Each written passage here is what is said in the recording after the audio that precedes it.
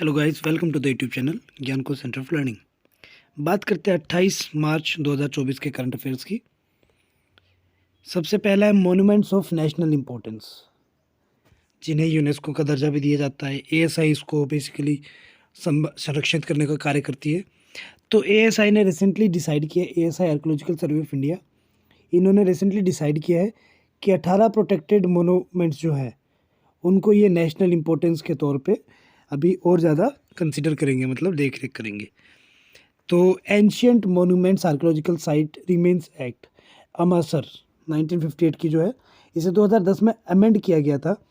ये प्रोवाइड करती है डिक्लेरेशन और कंजर्वेशन जो हिस्टोरिकल साइट्स है या मोनूमेंट्स है, जो भी पुरानी इमारतें हैं उनके रिलेटेड।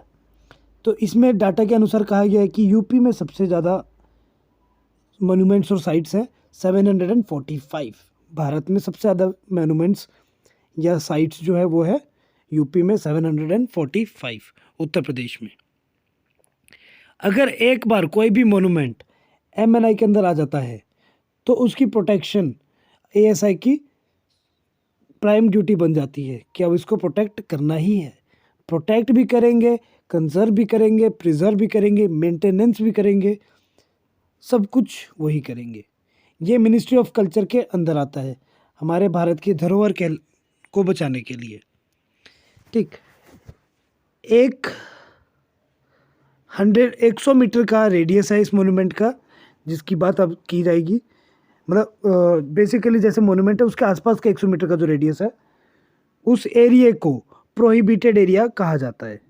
ठीक, और वहाँ पे कोई भी कंस्ट्रक्शन एक्टिविटी नहीं की जा सकती। फॉर एन एग्जांपल, ताजमहल के 100 मीटर के आसपास कोई भी नई बिल्डिंग नहीं बनाई जा सकती। 200 मीटर, 100 प्लस 200 मतलब टोटल 300 मीटर तक जो एरिया है उसे रेगुलेटेड एरिया कहा जाता है। ठीक, जहाँ पे कंसीडर्ड सिचुएशन के आधार पे, मतलब पहले परमिशन लेनी पड़ेगी कंस्ट्रक्शन के लिए, फिर वो निर्धारित करेंगे कि भैया आप इतनी ही बना सकते हो, उसे कहते हैं रेगुलेटेड एरिया कंस्ट्रक्शंस। तो 100 प्लस 200 मतलब 300 मीटर तक का जो एरिया है वो। ठीक, बात करते हैं अगली आईसीजीएस समुद्रा पहरेदार। आईसीजीएस इंडियन कोस्ट गार्ड की है। ठीक, तो मिनिस्ट्री ऑफ एक्सटर्नल अफेयर्स ने रिसेंटली विजिट किया था कोस्ट गार्ड शिप समुद्रा पहरेदार में। ठीक, जो कि मनीला बे फिलीपींस में है। ठीक, और एशियन कंट्रीज़ को ये बेसिकली प्रोटेक्ट या उससे रिलेटेड एक्टिविटीज़ करती है। ये क्या है? ये एक स्पेशलाइज्ड पोल्यूशन कंट्रोल व्हीकल है। ठीक, पोल्यूशन कंट्रोल व्हीकल है इंडियन कोस्ट गार्ड का, और ये दूसरा पीसीवी है, भारत का दूसरा पोल्यूशन कंट्रोल व्हीकल है। पहले नंबर पे रहता है आईसीजीएस समुद्रा प्रहारी, दूसरे नंबर पे आ गया समुद्रा पहरेदार। ठीक, इसे बनाया था इंडिजीनियस भारत की ही कंपनी ने, एबीजी शिपयार्ड सूरत में जो मौजूद है। ठीक, ये ईस्ट कोस्ट ऑफ इंडिया में मौजूद है, जो कि मतलब वहाँ पे रहती है ये ship, east coast of India, Visakhapatnam, Andhra Pradesh के पोर्ट में। ये चलती है 2 इंजन डीजल इंजन से। ठीक, जो कि इसमें लगभग मैक्सिमम स्पीड देता है 21 नॉट्स तक की, 21 नॉट्स तक की स्पीड देता है। ठीक, इकोनॉमिकल स्पीड रहती है इस शिप की 6500 नॉटिकल माइल्स, जो कि समुद्र में 20 दिन तक रहने की क्षमता रखते हैं। तो ये शिप बन जाती है बहुत इंपॉर्टेंट। और इस शिप में एक चेतक हेलीकॉप्टर भी आ सकता है, या 2 इंजन वाला एएलएच हेलीकॉप्टर भी आ सकता है। नेक्स्ट बात करते हैं national assessment and accreditation council, NAAC. तो हमने देखा है जितने भी कॉलेजेस हैं सब में नैक का दर्जा दिया जाता है। एनएएसी कहते हैं, NAC certified, NAAC plus plus वगैरह वगैरह दिया जाता है। तो ये बेसिकली एक ऑटोनोमस बॉडी है यूनिवर्सिटी ग्रांट्स कमीशन की, यूजीसी की, मिनिस्ट्री ऑफ एजुकेशन के अंदर जो आती है। ठीक, तो इन्होंने बताया है कि एक्रेडिटेड और नॉट एक्रेडिटेड मतलब क्या होता है। ये बनी थी 1994 में, जो उस टाइम की रिकमेंडेशन थी एजुकेशन पॉलिसी की, 1986 की पॉलिसी की, उसके तहत। और इसके हेडक्वार्टर्स है बेंगलुरु में। ठीक, ये हायर एजुकेशन इंस्टीट्यूशंस होते हैं उनको सर्टिफाइड करता है। इसके अनुसार एक्रेडिशन मतलब होता है सर्टिफाइड, सर्टिफिकेशन दिया जाता है नैक द्वारा। ठीक, जो कि 5 साल तक वैलिड रहता है। 5 साल बाद दोबारा फिर आप उसमें अप्रोच कर सकते हो। उस सर्टिफिकेट में रेटिंग्स दी जाती है A++ से C तक की। A++ है मतलब वो फुल्ली बहुत ही बेहतर तरीके का इंस्टीट्यूशन है। अगर C है तो थोड़ा कम स्टैंडर्ड आ जाएगा, बट बाय डिफ़ॉल्ट अगर D ग्रेड हो गया तो वो नॉट एक्रेडिटेड है। ठीक, मतलब वो सर्टिफाइड नहीं है NAAC द्वारा। ठीक, NAAC के 7 क्राइटेरिया होते हैं। पैरा करिकुलर एस्पेक्ट्स, दूसरा टीचिंग लर्निंग इवेल्युएशन, तीसरा रिसर्च कंसल्टेंसी, चौथा इंफ्रास्ट्रक्चर, पांचवा स्टूडेंट सपोर्ट, फिर गवर्नेंस लीडरशिप और इनोवेटिव प्रैक्टिसेस। इन 5 क्राइटेरिया के आधार पे ये सर्टिफिकेशन प्रोवाइड करता है। ठीक, UGC का जो चेयरपर्सन है वही NAAC का प्रेसिडेंट रहता है। ठीक, अगला x party injunction. X party injunction क्या होता है? तो सुप्रीम कोर्ट ने रिसेंटली कहा है कि कोर्ट जो है उन्हें कभी भी एक्स पार्टी इंजंक्शन को ग्रांट नहीं करना चाहिए। ठीक, कुछ एक्सेप्शनल केसेस में ही देना चाहिए परमिशन। एक्स पार्टी इंजंक्शन क्या होता है? ये कोर्ट ऑर्डर होता है जो कि बिना हियरिंग के इशू किया जाता है किसी भी पार्टी को जो कि केस में इन्वॉल्व है। ये टेम्परेरी रिस्ट्रेनिंग ऑर्डर के टर्म्स में भी जाना जाता है। ठीक, ये इमरजेंसी सिचुएशंस में ही दिया जाता है जब किसी में थ्रेट हो या किसी में कोई रिस्क हो तब। ठीक, भारत में ये एक लीगल रेमेडी है। In India it's a legal remedy. ठीक, तो नो इशू। इंडिया में जो लॉ है इंजंक्शन से रिलेटेड वो शुरू हुए थे अंडर स्पेसिफिक रिलीफ एक्ट 1963 में और CPC code of civil procedure 1908। ये एक लौती चीज़ है जो कि चेंज नहीं हुई है लॉ रिफॉर्म्स में। कृषि integrated command and control centre KICCC। ठीक, तो यूनियन एग्रीकल्चर मिनिस्टर ने इनॉग्रेट किया है रिसेंटली कृषि integrated command and control centre ICCC को। ठीक, ये है क्या? ये एक टैक्स बेस्ड सॉल्यूशन है जो कि कई सारे इंफॉर्मेशन टेक्नोलॉजी एप्लीकेशन और प्लेटफॉर्म को इन्वॉल्व करेगा। ठीक, मिनिस्ट्री ऑफ एग्रीकल्चर और फार्मर वेलफेयर के अंतर्गत आता है ये उन्हें फार्म सेक्टर वालों को बेसिकली एक इंफॉर्मेशन प्रोवाइडर की तरह काम करेगा। ठीक, ये AI जैसी या रिमोट सेंसिंग जैसी टेक्नोलॉजी को यूज़ करेगा डाटा को कलेक्ट करने के लिए और उसको फिर आगे प्रोसेस करने के लिए या उनको बताने के लिए कि भैया आज टेम्परेचर ऐसा है, ऐसे में बारिश होगी, ऐसे में स्पीड रहेगी, इतना क्रॉप यील्ड कर सकते हो। ये सब चीज़ें जो कि उनको एक अच्छा मतलब सही समय पे बीज लगाने के लिए एक मतलब सिचुएशन प्रोवाइड करेगा। ठीक, जो प्लेटफॉर्म यूज़ होगा वो यहाँ पे ये है कृषि डिसीजन सपोर्ट सिस्टम KDSS। ठीक, माइक्रो लेवल डाटा के लिए। फिर कुछ ऐप्स होंगी इसमें, किसान ई मित्र और चैट बॉक्स है, PM किसान बेनिफिशियरी करके ये सब। ठीक, इसमें आपको मोबाइल नंबर और आधार कार्ड से रजिस्टर्ड करना पड़ेगा। ठीक, और ये कई सारी लैंग्वेजेस में भी मौजूद है। Next ma'am coins, MEM coins.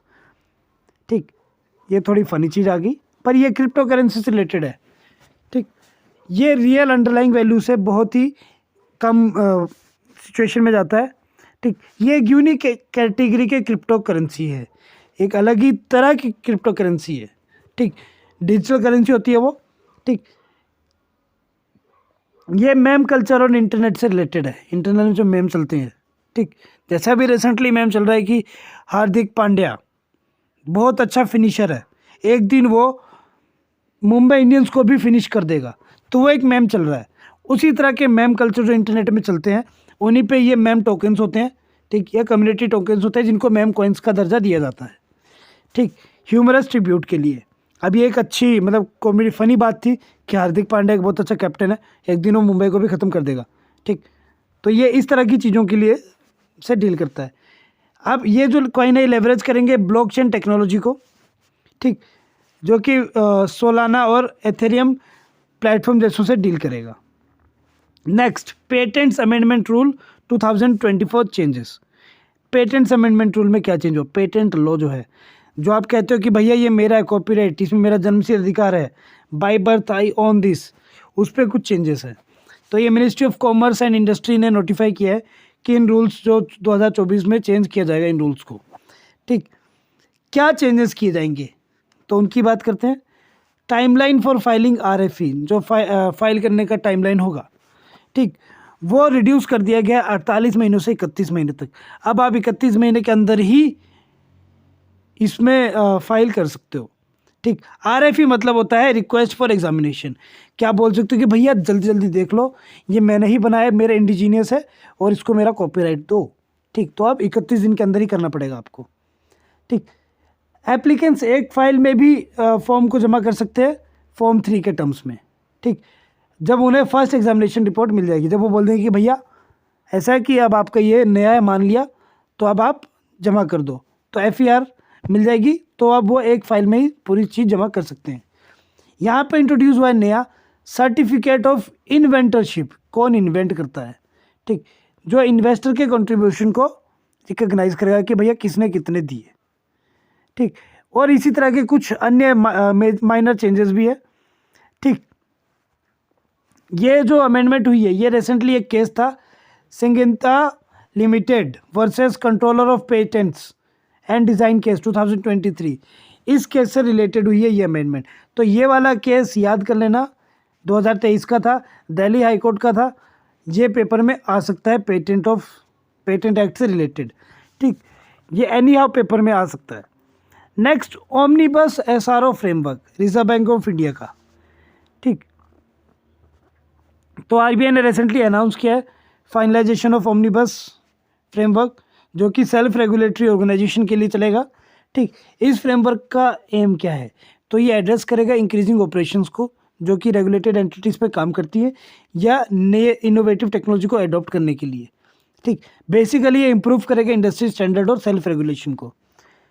ये एक सेट ऑफ गाइडलाइंस है और रेगुलेशंस है जो कि SRO को रिकग्नाइज करने में मदद करेगा। इनका कॉमन ऑब्जेक्टिव है, ऑब्जेक्टिव फंक्शन क्राइटेरिया, जो ये सब चीज़ इसी गाइडलाइंस में दी होंगी। ठीक, next, great Indian bustards, supreme court constituted an expert committee. Great Indian bustards को बचाने के लिए सुप्रीम कोर्ट ने एक एक्सपर्ट कमेटी बनाई है। ठीक, ग्रेट इंडियन बास्टर्ड जो थे वो इंडेंजर्ड स्पेसी है। ठीक, एक बड़े पंख वाले पंछी होते हैं जो कि अभी ख़त्म होने की कगार पे हैं। इनका सेंसस हुआ था और देखा गया कि बहुत ही कम बचे हैं। ये केवल गुजरात और राजस्थान के इलाकों में ही बचे हैं और कुछ चिड़ियाघरों में बचे हैं। ये जो ग्रेट इंडियन बास्टर्ड है, इसे अर्डियोटिस निग्रिसेप्स भी कहते हैं। ये स्टेट बर्ड ऑफ राजस्थान है, राजस्थान का स्टेट बर्ड है और ये क्रिटिकली इंडेंजर्ड स्पेसी है। ठीक, इसकी पॉपुलेशन राजस्थान और गुजरात के अलावा कुछ और जगह में, जैसे महाराष्ट्र में है, कर्नाटक में और आंध्र प्रदेश में भी है। IUCN के रेड लिस्ट स्टेटस में ये क्रिटिकली इंडेंजर्ड है और साइट्स में, CITES में ये अपेंडिक्स 1 में आता है साइट्स के, और कन्वेंशन ऑन माइग्रेटरी स्पेसीज में ये अपेंडिक्स 1 में आता है। वाइल्ड लाइफ प्रोटेक्शन एक्ट के शेड्यूल 1 में काउंट किया जाता है। तो इतना ही आज के करंट अफेयर्स में। मिलते हैं कल अगले करंट अफेयर्स के साथ, और आपको इस करंट अफेयर के बेसिस पे 1 लाइन क्वेश्चन भी मिल जाएंगे कल सुबह। तो प्लीज़ लाइक, शेयर और सब्सक्राइब करें। Thank you and have a nice day.